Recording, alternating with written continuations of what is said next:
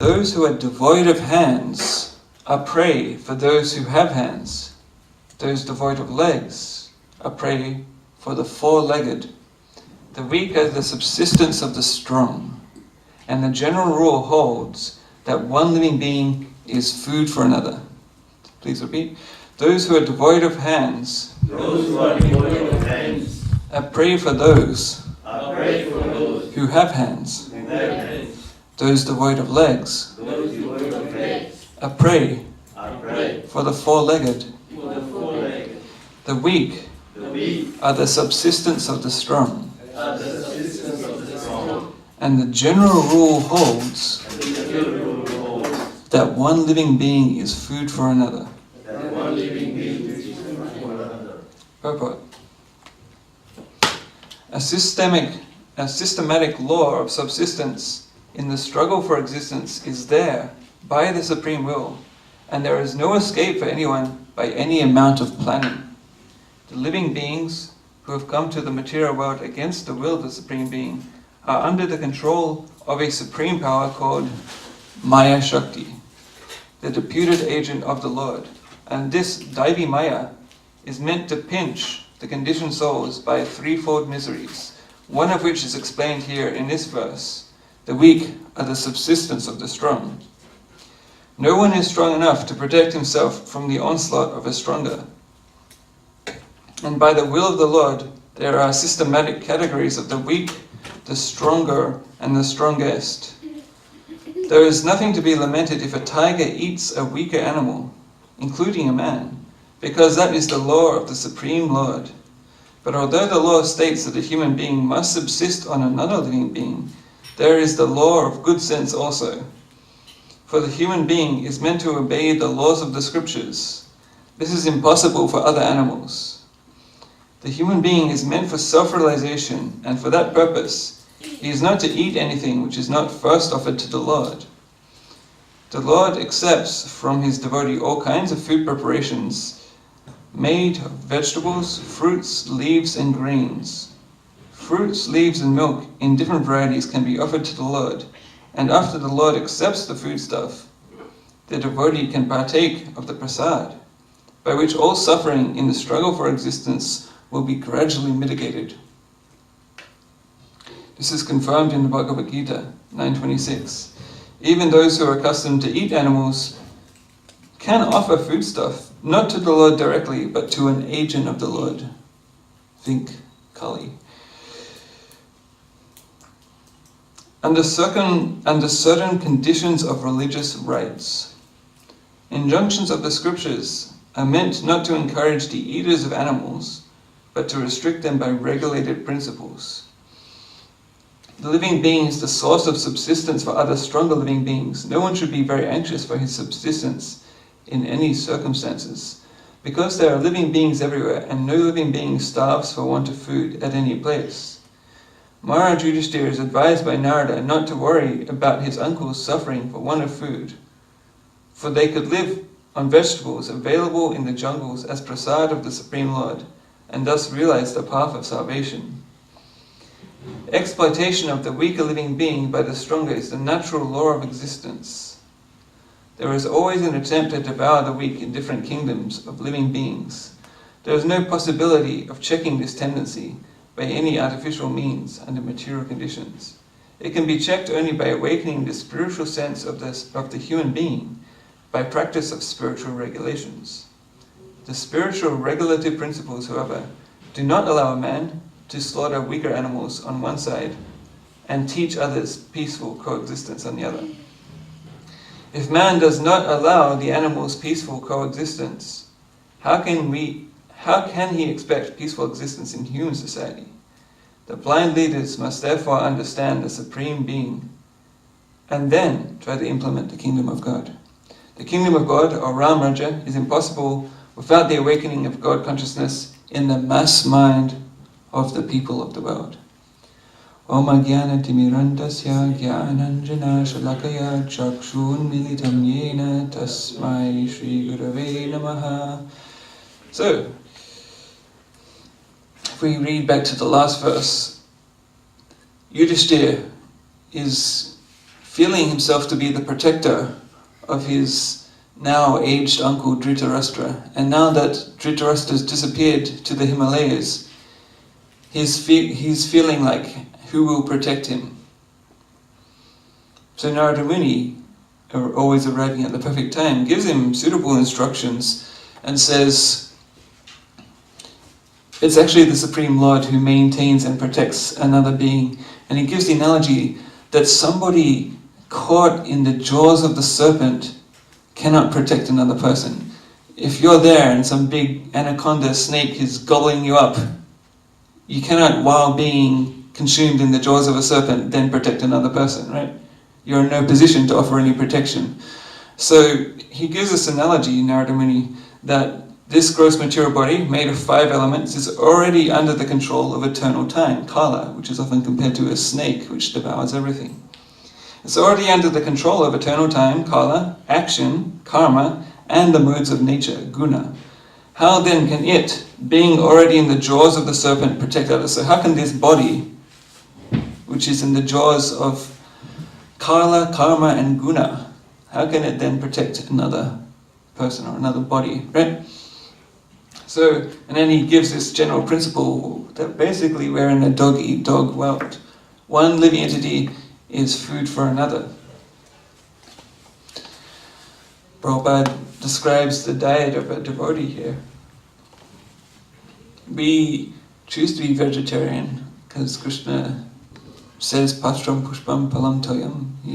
He gives a vegetarian diet in the Bhagavad Gita. It's the lesser of evils. It's still a sin. Vegetables still have some life, and some vegetables, okay, the fruit falls off the tree. You're not necessarily killing anything there, but other vegetables, you're uprooting them. You're uprooting a carrot, yeah, chopping off a head of a cauliflower or a lettuce, right? It's there's some sin involved, right? It's still one living entity, food for another. Of course, the vegetables don't have a developed nervous system to the extent that animals do, whether they bleed and feel to a high extent, just like humans. So there's less himsa, less violence done there, but still there's sin because you're taking the life of another. So until you take the path of least resistance, you have to eat, have to subsist. That's Krishna's design. Even the carnivores, the animals in this world who eat other animals, that's also by Krishna's design. So this whole system of, you could say it's kind of like a recycling of the energy, right? One living being becomes food for another, and so on, this chain of sustenance. This is Krishna's design, but we should take the path of least violence, and then also whatever vegetarian food we prepare should also be offered to Krishna. Otherwise, as Bhagavad Gita says, you'll just be, when you're eating, you'll be partaking in the sin of the killing of the vegetables or whatever, right? So even within that, there should be a sacrifice to the Lord, and that rejoining of the energy to the Lord, that rededication cleans up the sins, and when you eat prasadam, you then get purified. So, what comes to mind here is that just a few days ago I was showing one David Attenborough documentary to the kids, some Planet Earth nature documentary, and even though it's very amazing to see Krishna's creation,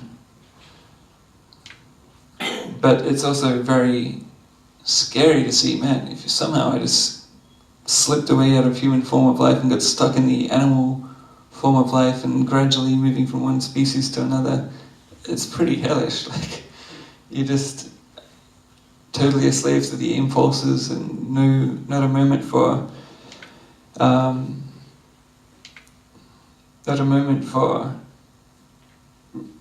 stopping to reflect on the nature of life and connecting with the Lord and going back to God. There's no chance of that.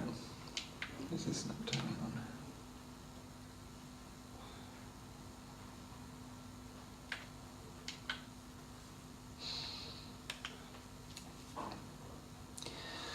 So yeah, it brings to mind the what Krishna says in the Gita, that just a little bit of this, little bit of progress in this path, Trayate Mahato Bayat, it will protect you from the greatest fear.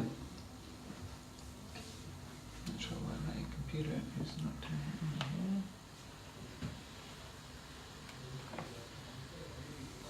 It's not very helpful.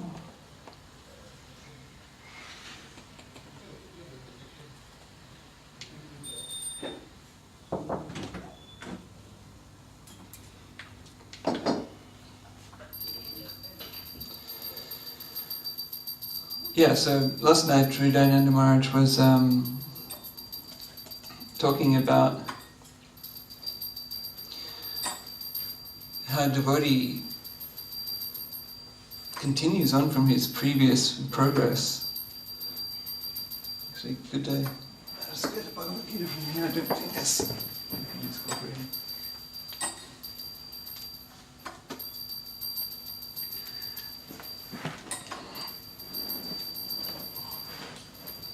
It always happens, now I'm working in IT, but when I go to use my own computer, I don't get a break from my work. I'll have to go home and fix this one now too, so. Not sure what's going on with that. But, yeah, at the end of the 6th chapter, Krishna talks about this. The general path of progress.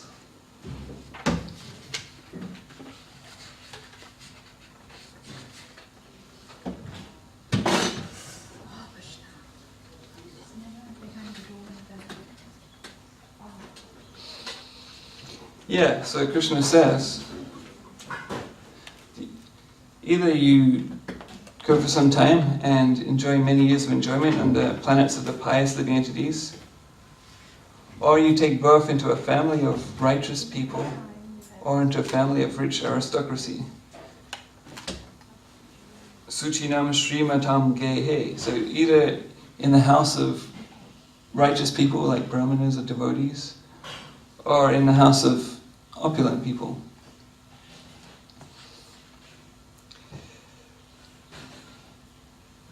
Or, if unsuccessful after long practice of yoga, he takes his birth in a family of transcendentalists who are surely great in wisdom. Certainly such a birth is rare in this world. On taking such a birth, he revives the divine consciousness of his previous life, and he again tries to make further progress in order to achieve complete success, O son of Kuru. So, in each life we're making a certain amount of progress, and this is probably not our first lives in devotional service. And Krishna uses the words purva abhyasa, by the practice done in one's previous life. So he says, purva abhyasena tenaiva hriyate hyavashopi sa. That one is automatically, or beyond their control, he'll become attracted by the power of that previous practice, and he will again come to the path of devotional service. And he says that such a inquisitive person, such an inquisitive transcendentalist, stands above the ritualistic principles of the scriptures. So in explaining this verse, Prabhupada quotes the famous verse of the Bhagavatam about the position of devotees. Sometimes a devotee may not even be born or seem to have done a lot of great samskaras or be from an amazing culture in this life. They may suddenly seem to just, out of nowhere, their fire of devotion is kindled, and you may look at their life in this body before that and think, not very exemplary, or where did that come from? So the Bhagavatam explains, Oho Bhatasva Pachoto Guriyan Yajjivagre Vardhate Nama Tubhyam Tepas Tapas Te Juhuvus Asno Arya Brahmanu Chu Nama Grinanti Ye Te. So here, it's the 3rd canto, so I think it's Devahuti speaking to Kapila Dev, if I'm not wrong. So she says, "O my Lord, persons who chant the holy names of your Lordship are far, far advanced in spiritual life, even if born in families of dog eaters. Such chanters have undoubtedly performed all kinds of austerities and sacrifices, bathed in all sacred places, and finished all scriptural studies."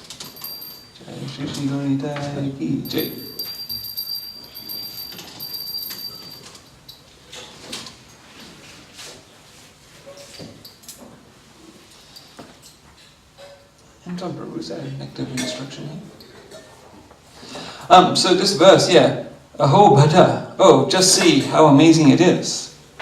Swapacho, this dog eater, or this uncivilized person, Ato Guriyan is more of a guru, is more qualified to become a guru than this other person, who's talked about in the previous verse, a Soma Yagi, a Vedic Soma sacrificer. So last night Maharaj was talking about the word guru, and he was talking about the levels of comparison. Like, for example, the words Shreshta. He was making this comparison in English and Sanskrit, that words ending in ST, like best or strongest, right? This ST suffix is also in Sanskrit, like Shresht, right? Best. Or so you have Sri, which is like good, beautiful, auspicious. And then you have Shreya, which is more good or more beautiful, more auspicious. And then you have Shreshta, which is the most auspicious or the best, right? So similarly, for the word guru, we have levels of it. Guru, which means heavy, or it can mean a teacher or an elder. Garias, or Gariyan, as we're seeing here, more of a guru, is more guru than you. And then Garishta would be the superlative, that the greatest guru. So here we have a comparison that a dog eater is Gariyan, more of a guru, more qualified to be a guru than a person performing the Vedic sacrifices, if they're chanting the names of Krishna. So that simple process of chanting Krishna's names, Yaj Jivagri Vardite Nama Tubhyam. So Devahuti says to her son, on the tip of whose tongue there exists even a single name of you. So Vishwanath goes into explaining this verse that he didn't say Namani, he didn't say your holy names, he just said Nama, just even one name. So even if a uncultured person speaks the name of Krishna just once, utters one name of Krishna, and even if Yaj Jivagri is just on the tip of his tongue, and Vishwanath explains that means he's not fully using the tongue to properly pronounce or properly articulate the name, maybe he doesn't know how to pronounce it properly even, it's just, falling off the tip of his tongue in the wrong way, not properly pronounced, maybe even mispronounced. So even a single name of yours, even not properly pronounced, such a person doing so will become more qualified to teach others the science of self-realization, Krishna, than even a Vedic Soma Yagi, a person who does the Soma sacrifices pronounced in the Vedas. And she goes on to say that it should be understood that somebody who in this life is chanting your holy names, to get to that point in the previous life, they must have done all of the austerities, they must have offered all of the sacrifices, they must have taken bath in all of the holy places, and they must have studied all of the Vedas for them to come to the point of taking the holy name with their tongue. So this is the, and Prabhupada goes on to give the example of Haridas Thakur, how he became the Namacharya.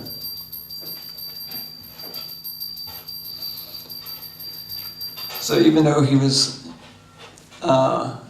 technically born in a Muslim family for whatever reason that Krishna's designed, but it's described that he actually left home at 5 years old, and up until the age of 5 he was only eating fruits and milk, And we have to understand, being born in a Muslim family doesn't really mean much, because the Bengal area, thanks for trying.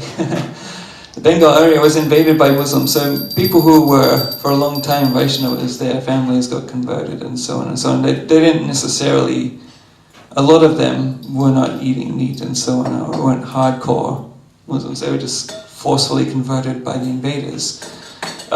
So anyway, Haridas Thakur was born into such a family, and he was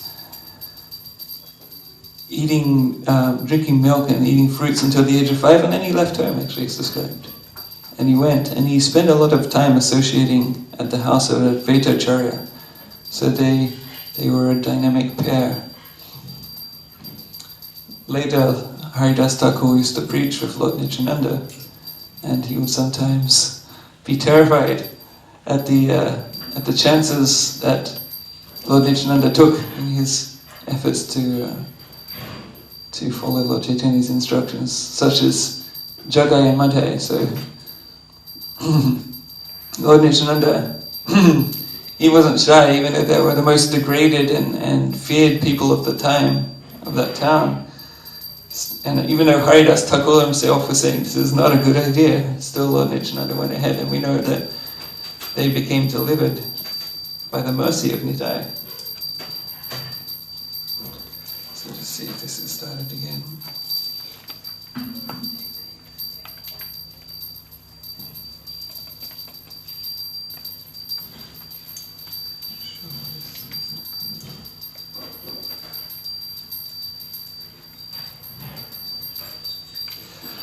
So I was going to talk a little bit about the progress of a devotee,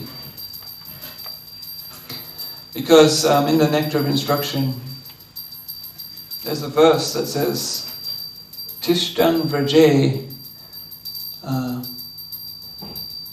Tadanaragi Jananugami, the verse says.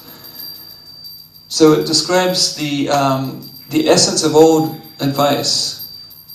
Rupa Goswami in the Nectar of Instruction describes the essence of all advice, and he says you should use all your time in hearing about Krishna, chanting about Krishna, Sukirtana, nicely glorifying and chanting Krishna's names. And he uses the word also anusmriti, in remembering Krishna. And in this way, engaging your mind and your tongue, you should stay in the land of Vraja and follow the associates of Krishna who have great affection for him. In this way, one should spend all one's days and nights, and this is the essence of all advice. Just paraphrasing, we don't actually have a book in front of us. But the phrase there is used, Tadanuragi Jananugami. That at a certain point, when one does the sadhana, by the grace of Krishna, one may get a guru. And by the grace of Guru, one may perform sadhana in the association of sadhus. And by performing that sadhana, one gets a taste, a ruchi. When you become very fixed in the performances of Shravana, Kirtana, Vishnu, and Smarana, then you get a taste for it. And at a certain point, one wants to aspire to be like a certain devotee of the Lord that one hears about in the pastimes of Krishna or in the pastimes of Sri Chaitanya Mahaprabhu. One will aspire to emulate that or to follow in their footsteps. Now this is something that for us we can follow in the footsteps of the great eternal associates of the Lord by reading the scriptures of Srila Prabhupada, the Bhagavatam, the Chaitanya Charitamrita, also the scriptures of the 6 Goswamis, which describe many pastimes of Sri Chaitanya Mahaprabhu, Radha and Krishna. In this way, a greed develops to enter into the pastimes of the Lord. and to get the association of devotees who are also on that path. So Rupa Goswami recommends that when one comes to that stage, it is very healthy to go and spend time, if you can, even an extended time, in the holy lands of Vrindavan, Mayapur, and soak up that very high level sadhu sangha. In that way, follow in the footsteps of the great devotees of the Lord. So he just, in the purport from memory, Prabhupada discusses the different stages. So at first there's a stage of Shravana Dasha, that one hears. And by hearing and hearing, one comes to the stage of Varana Dasha. One will accept that yes, this is what I want in life, this is my goal, this is what I'm aiming for. And by constant hearing, then there's a stage of Smarana Dasha. And there's different levels of remembrance culminating in trance, or what's discussed, the term is Dhruva Anusmriti, uninterrupted remembrance. And then one comes to the stage of Sampati Dasha, which is attainment, which is equivalent to the stage of Prayojana. So, hearing, remembering, this is all within Abhidaya, this is the process. But then what's achieved by that, the sadhya, what's achieved is the stage of Sampati Dasha, the Prayojana. So,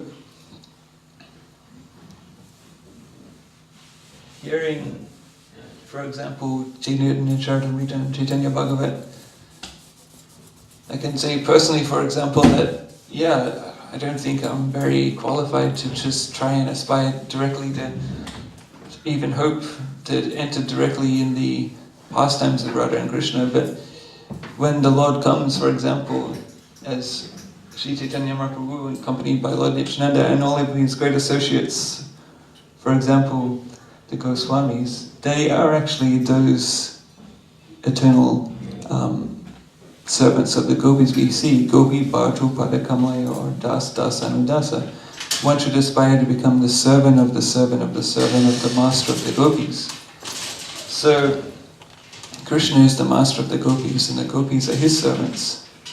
Their servants are the manjaris, and we, in our line, we aspire to be of service to those primary manjaris. For example, Rupa Goswami is Rupa Manjari, and so on. There's so many different, all about the great acharyas in our line are the 8 primary manjaris, and we're supposed to want to serve in their mood, be of assistance to them in the eternal pastimes of the Lord. But how can we make that jump, being from where we are now to where they are? And it almost seems impossible, but when they come as the associates of Sri Chaitanya Mahaprabhu, then there's both a chance to have an association, both in the sadhaka rupa, you can have association to make those last transitions. In the association, you can learn how to love and worship the Lord in the association of the great devotees of the Lord. And in that way, one can safely develop and have a chance really to enter into the pastimes of Radha and Krishna. That's my personal line of pursuit. I don't think I'll directly be able to barge into the pastimes of Radha and Krishna, but there's some hope by the mercy of Chaitanya Mahaprabhu and his associates. So anyway, I was going to say more. I was going to read some pertinent section of the Brihad Bhagavatamrita, but my computer has decided to stop working, so we'll have to make this a bit of a shorter class, which is anyway a good thing. Giridhari is going to India today, so we have to get ready for all the things, pack everything in. Yeah. So if there's any questions or comments that anybody would like to include. One of the lady asked, how is it that we became qualified to become devotees?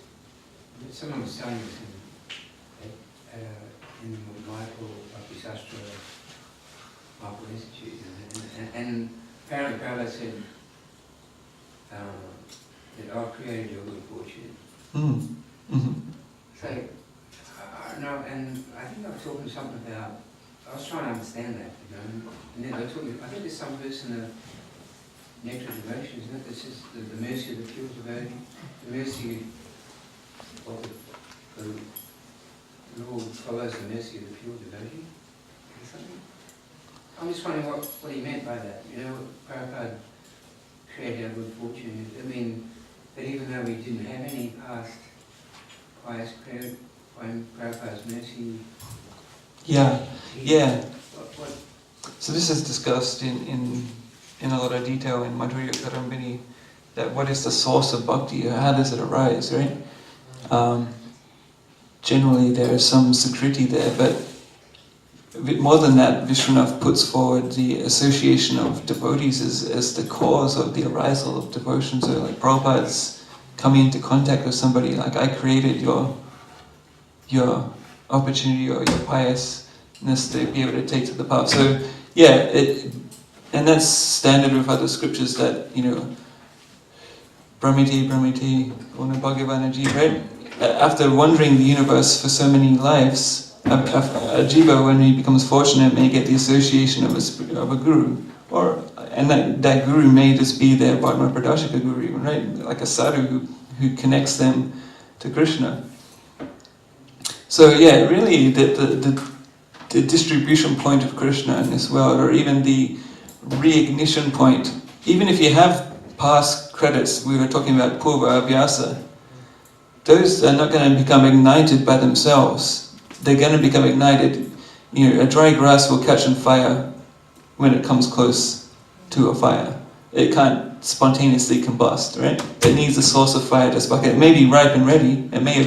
You may have those past life practices that will pull you to that situation, will make you, when you come into that situation, favorably hear and take it. But really, the ignition point is the association of devotees.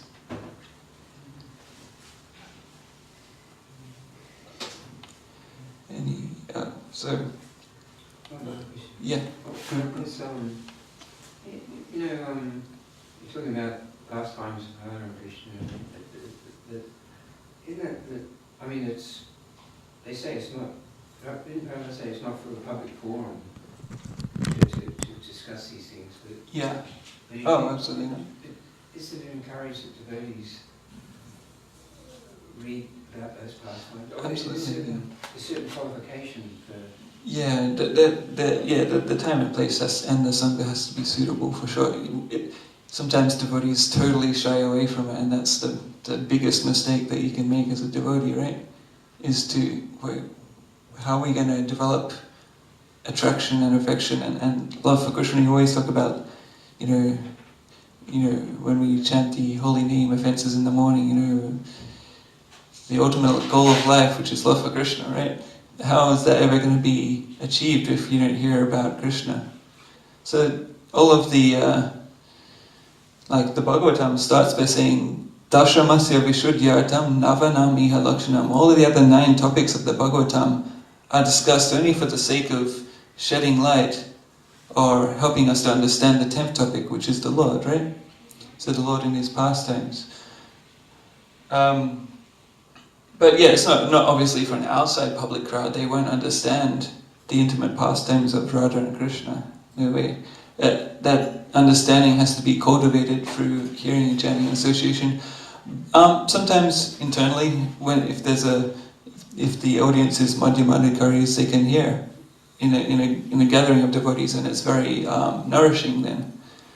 Or certain more advanced devotees may just come together and discuss or read together, and like that they may find a suitable occasion and sangha to, and you have to do that. Like I remember when my Guru Maharaj, Srila Bhakti Tirtha Swami, when he was departing this world, he just made time just for hearing about the pastimes of Chaitanya Mahaprabhu and also Radha and Krishna. He made time from hearing the Chaitanya Charitamrita from Radhanath Swami, for example. So the two of them would spend hours and hours and hours the last few weeks of Maharaj's time here on this earth, hearing in a small group, and we see also in the Chaitanya Charitamrita, when these more exalted topics are discussed, it's just Chaitanya Mahaprabhu and Ramananda Roy, for example, or maybe it's just Rupa Goswami and Chaitanya Mahaprabhu.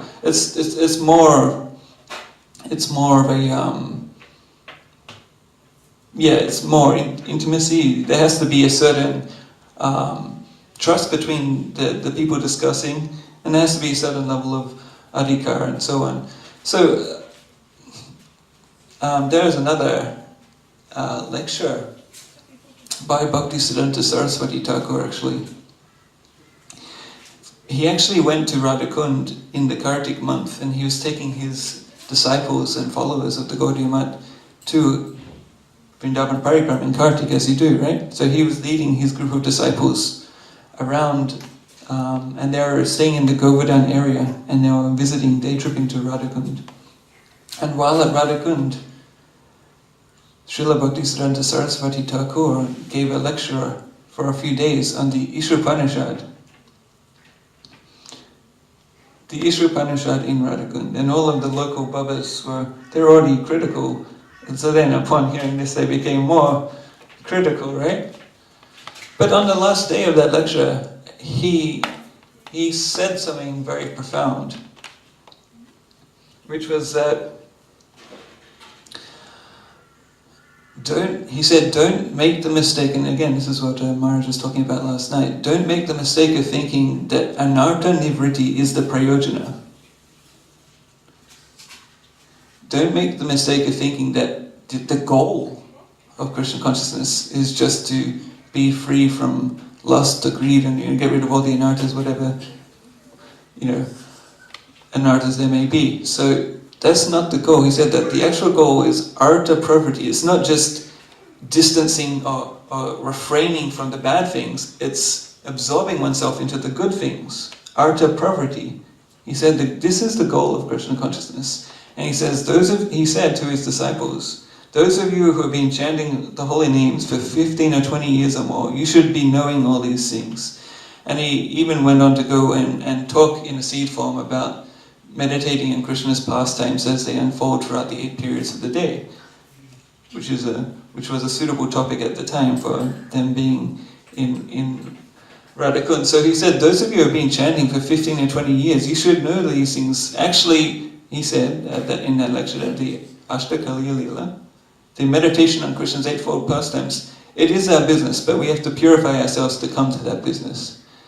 So if you've been chanting for 15 or 20 years, it's expected you should have the philosophical understanding and also the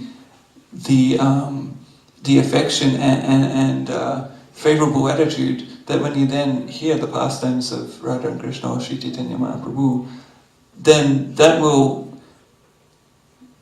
itself be the nourishment, and that will itself be the purification. Just like Krishna says, Hridyantasto yubhadrani vidanoti sahritsatam Srinvatam swakata Krishna punyashravana kirtana Hridyantasto yubhadrani vidanoti sahritsatam. Krishna says, for those who hear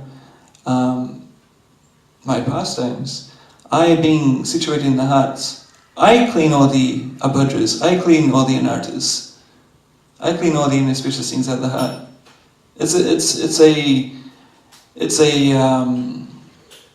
side effect of hearing Krishna Katha. We ourselves don't have the power. If we don't absorb ourselves in Krishna's pastimes, then what will our minds will be absorbed in, and how will we actually get free from the modes of nature? If that's not even our goal. Our goal is to be absorbed in Krishna's pastimes, as we all know here. So, and then that purification happens as a side effect of that. Krishna himself takes care of that in the heart. Yeah. What's the talking about, we had this root as eternal. That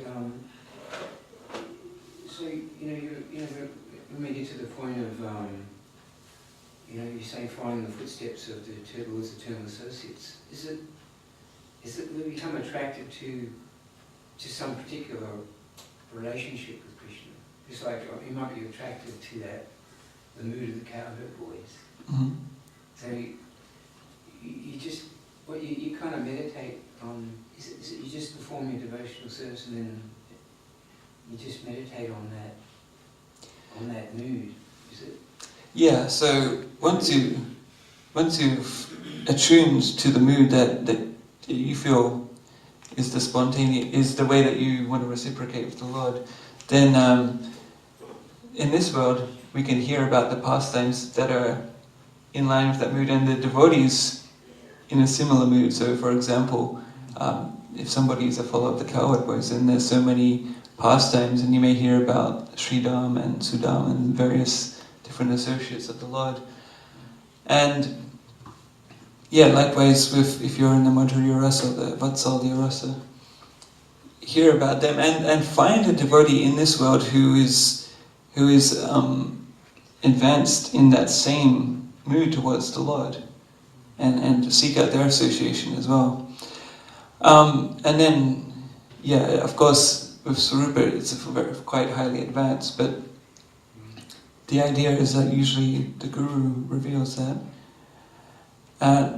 Previously in our Gaudiya Vaishnava history, there was different lines which reveal it kind of as almost a practice Sarupa, if you will, for like from the get-go, as a kind of a meditation. But that's the line coming from Vakarishwara Pandit. But that line was not really adhered to by Srila Bhaktisiddhanta Saraswati and Prabhupada, or even the Goswami sort of example. That kind of forced or kind of premature meditation on. Because let me just tell you a story around that.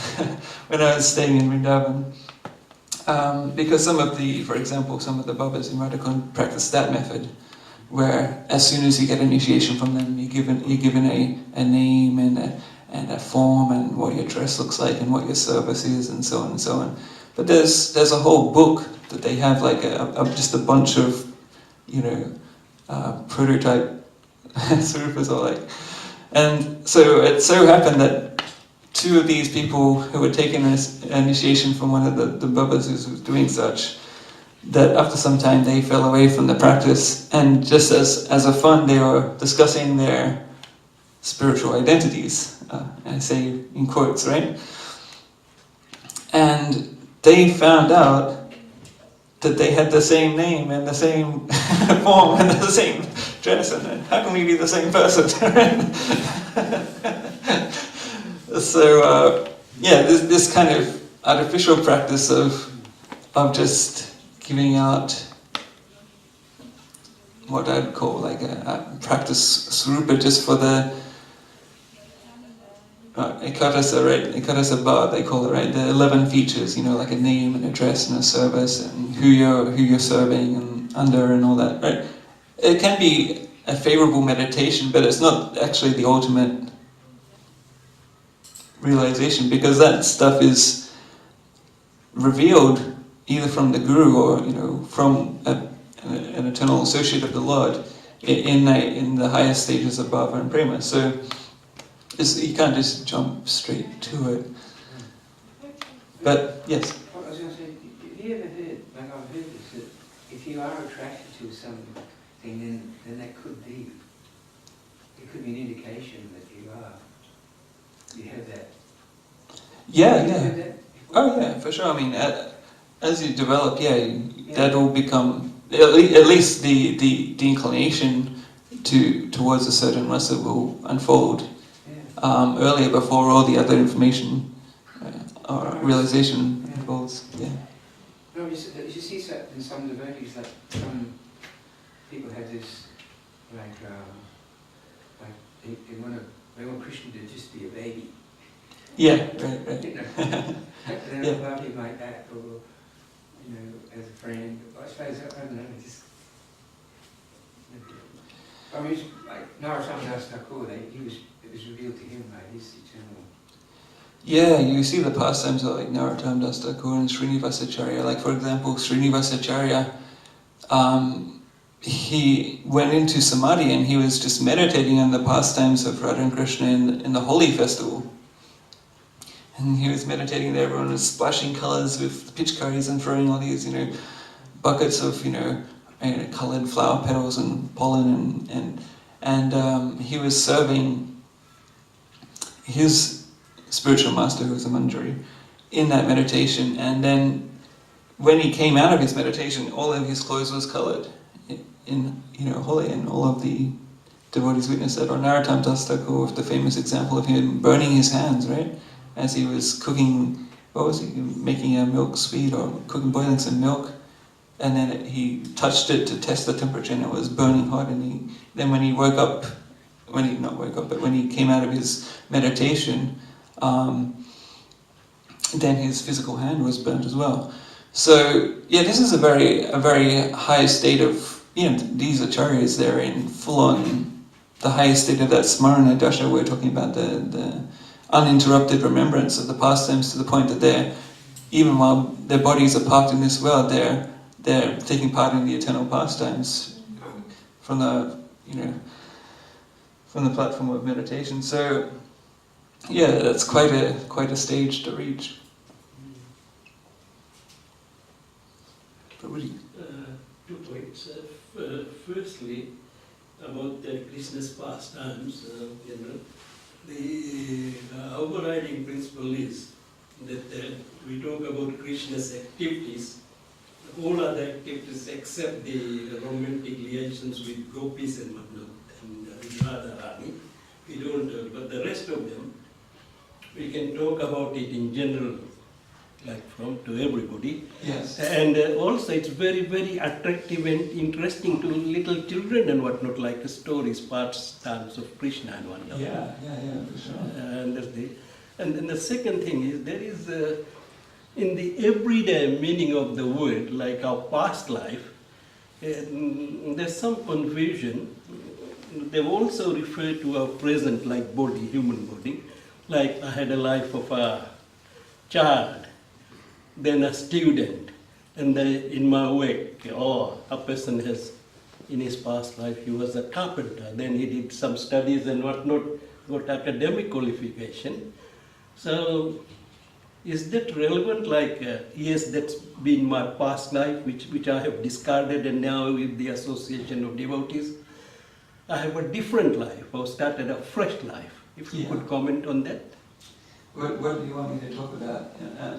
So you started a fresh life having discarded my previous ways and whatnot. Yeah. So would that be covered as that was my previous life, not actually before this human body, right? In this, that was my previous life. Now my current life is different. Yeah, metaphorically speaking, you could call that a previous life, right? Second birth. Yeah, it's like, second birth, second chance. So, and also on that point, like, I might have done something good in this body in my earlier life. That has progressed me, enabled me to come in association with devotees in here. Yeah. Yeah, it's definitely, even Krishna says, going back to that verse we're reading in the Bhagavad Gita, in the next verse, he says, Prayatna yadamanastu yogi samshuddha kilbisha. He says, Aneka janma samsiddhas. Having become perfected after many, many births of practice. Tato yati paramgivim. Then he goes back to the Supreme Abode. So generally, I mean, if you're serious enough, you can do it and be complete in this one lifetime. Prabhupada certainly encouraged that. Just why take more than one life? You be serious in this life. And a certain amount of people are able to do that and really go back to Godhead in this life. But for a large amount of people, they're not taking it that seriously. Or maybe we're being weekend warriors, or how absorbed are all of us? Are we absorbed that if we died at any point now that we could just go back home back together? No, probably we would have to still make a bit more progress. Progress isn't lost, but if you're full-time absorbed in the service of Radha and Krishna, okay, maybe you'll go back this life, and certainly we should strive for that. We should try to remember Krishna all the time for that very reason. Because what you remember is where you go. So it has to be cultivated. You have to make that effort to always, or as much as possible, always in the association of devotees, hear Bhagavatam, chant holy names, discuss Krishna with the devotees. So in this way, that then becomes our samskara, that becomes our mental impression, and that carries us to our next destination, which may be a destination where Krishna and his associates are exhibiting pastimes in a certain universe at a certain point in time. Sometimes devotees are able to enter into what you could call the travelling entourage of the Lord, if you will, and associate with those devotees and learn from them, like the culture and the love for Krishna in their company. Also, the point on association. There's several scriptures in Hindi, quoting the summary conclusion of the scriptures is saying if all the wealth of the world, say, were put in a like the old version, like the balance of scale, world side, on one side, a moment's association with the devotees of the Lord is heavier, more valuable than the rest of them. Absolutely, yeah, absolutely. Thank you. So the real progress is associate with the Lord's devotees, and association does not necessarily have to be physical. We can associate by reading Prabhupada's books, lifetime of the devotees and whatnot. And I'm sure that will certainly help us progress. Yeah, reading the books of Srila Prabhupada or the Acharyas, it's that's one of the best ways to associate with a sadhu. Sometimes when we associate with each other, we will hear about Krishna and hear about devotional service, but there will also be some pleasantries and what's going on in life, this happening, that happening. So, whereas in a class forum, in this particular setup, we are all coming together, and there's a chance for a dedicated stream of katha from a speaker among the devotees, right? So, certain formats are more favorable for a continuous flow. And reading Prabhupada's books is one of the very best because, you'll get the best association and it'll be like a continuous flow of teachings and pastimes of Krishna. And also the greatest thing is here, in my personal point of view, is the opportunity that anything we want to know, we have the opportunity to ask questions. And anybody who asks any question, everybody learns from the answers and discussions. Absolutely. Yeah. So, very good, thank you, Ram. We'll end here. Grantaraj Srimad Bhagavatam ki Jai.